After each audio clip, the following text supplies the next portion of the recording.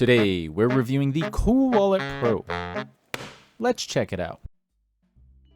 Inside the CoolWallet Pro box, you get the Pro card, a charger, a USB to micro USB cable, 2 recovery backup cards, and the quick start guide.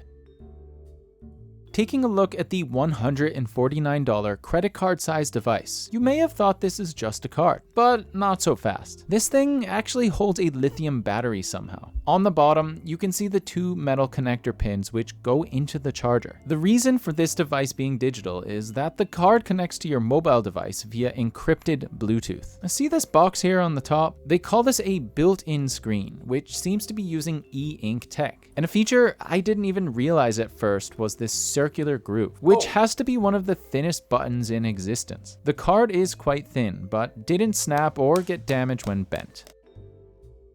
CoolWallet Pro is compatible with both Android and iOS. Firstly, download CoolWallet app and start charging the Pro as well. Select CoolWallet Pro. Connect the card using Bluetooth. My peanut brain didn't understand the pairing number that appeared on the paper screen. After several tries, it connected and started a firmware update. Click Create New Wallet. We're given 2 options, generate by app or card. It's also pretty cool we're given the choice of 12, 18, or 24 word seed phrases. 24 is always recommended, but let's do 12 for time's sake. Write down all the words on the given paper sheet. Never show these to anyone, near a camera, or leave out in the house. Re-enter the words and you'll then be taken to the app. Now, when selecting generate by card, we're given random numbers instead of words, something I've never seen before. Saving you my frustration, the wallet died in the middle of setup. Do note that if I had finished setup, I need to manually add up every single number, meaning I'd have to add up 24 5-digit numbers. And I'm really bad at maths. Anyways, I tried to turn the card back on, charge with the short cable, and continue, but then it died again while charging.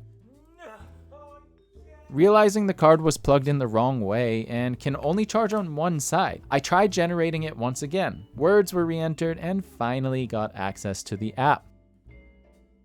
The UI UX in-app has everything we need. Start by adding tokens you have to the manage list. And if you don't own any crypto yet, there's a way to purchase in-app with MoonPay. To add crypto to the wallet, tap receive and copy the address. It's also easy to add custom tokens that aren't listed. For example, adding USDC on Solana, all we need to do is tap add token, find the contract address, just Google it, and click add. The new token shows in my wallet along with the balance. Sending is easy as well. Tap send on the desired token, enter the receiving address, and choose how much crypto to send. Click confirm, tap biometrics, and connect your Pro card. Tap the card button 4 times to confirm the transaction and send. There's also other features in-app. One is swapping crypto inside CoolWallet, but be aware you'll need at least 20 USD minimum to do this. You can also stake or lock up your tokens for percentage rewards. These also have a minimum balance to use. View current prices and check out updated news articles in the crypto space. The Explore tab allows you to connect to dApps inside CoolWallet. For example, I was able to connect straight to Magic Eden, although I'm not sure people use the word NFT anymore. The History tab is super transparent, showing all transactions flowing in and out of your wallet. CoolWallet also has MEV protection, preventing bots from monitoring or reordering your transactions, which can be dangerous. To turn it on, tap the MEV protection icon at the top right so it becomes green. In settings, set a password, manage data, add addresses, add custom networks, change currencies, and so on. There's also tons of supported languages. CoolWallet supports 35 chains and over 12,000 tokens as they continually grow their ecosystem. For NFT users, there's currently only support for Ethereum at this moment. CoolWallet has an exceptional track record, cementing 11 years without any hacks. Well done. To keep their tech secure, CoolWallet uses an EAL6+ secure element chip, which handles all cryptographic tasks, such as generating private keys. This works in tandem with the button, using it as a signer to click and confirm transactions on screen. We also need to hit on Bluetooth, because it's commonly stated that it's not safe to use on hardware wallets. CoolWallet Pro utilizes end-to-end encryption to ensure all data transmitted transmitted between your CoolWallet and your mobile device is completely secure. We've also seen Bluetooth in many other hardware wallet designs. Remember that private keys are generated directly within the secure element chip and not exposed to the internet connected device. To reassure you, the company was audited by eChart, proving there were no vulnerabilities to fault, side channel, or software attacks. As for open sourcing, in May 2023, CoolWallet open sourced their secure element code for the Pro, which is great news for transparency. On their GitHub, we can find more open software for the app and signing tools. The creator of CoolWallet is CoolBitX. The company was invested in by Taiwan's government and Japanese company SBI Group, who have Ripple and R3 in their investment portfolio. When looking at Trustpilot, CoolWallet has mixed ratings. The Pro also scored a 4.1 out of 5 on Amazon, a 6 out of 10 on BitDegree, and a 4.3 out of 5 on hardwarewallets.net. Thin and secure.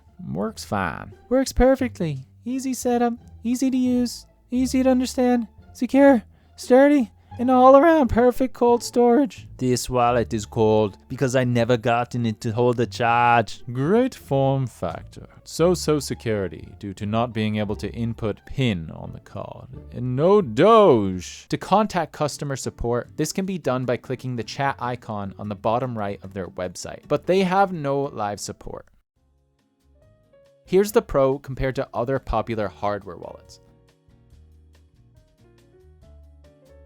Next to the CoolWallet Go, the big difference here is that the Go has no battery, Bluetooth, or charging, using NFC instead. Tangem Card is the same as the Go, no battery and uses NFC as a signing device. Tangem Ring is exactly the same as the Tangem Card, only in ring form. Next to the Ledger S Plus, the S Plus has no battery and must be connected to a device to turn on. Transactions are confirmed with 2 buttons instead of 1 on the Pro. Trezor Safe 3 is extremely similar to the S Plus, no battery and must be plugged in, also using 2 buttons. The Ledger X also connects to Bluetooth, but it has a much longer battery life. The X also confirms transactions with 2 buttons. For the Flex, we get a giant screen which helps us see full transaction details that we can't see on the CoolWallet Pro. Flex also has a much longer battery life. Stacks is the same as the Flex, except with a curved screen. SafePal S1 uses QR code transactions instead of Bluetooth and buttons. Next to the Bitbox O2 Multi, this device has no battery and uses touch sensors on the side. Against cardware, this Bitcoin-only wallet has no charge and uses QR codes like SafePal. Lastly, next to this QX Neo X, the sheer size difference is the biggest takeaway here. There's a lot to say about the Pro, so here's my thoughts. It's nice to see brands get creative with their designs, and this is no exception. Who knew a screen, button, and battery could all fit into a credit card? I mean, it's a pretty crazy achievement. But due to the size of the device, the short battery life is a nuisance, which proved to be true when my wallet died twice right out of the box. For reference, I've never tested a wallet that had its battery die out on setup. Along with the battery, something that bothered me a bit was that the screen shut off way too fast while using it. I'm not sure if this was due to the device having low battery, but there also wasn't any option to change the screen timeout in app. For the button, when using the card with one hand to confirm transactions, I could feel the card bending. So I'm not sure if the button would survive long term, but only time will tell. Now, a small part I'd like added to this device to make it more secure is that when we sign transactions, the wallet address and transaction hash are not shown and confirmed on the device, which we see with all other competitors. We want to approve the transactions on both screens together.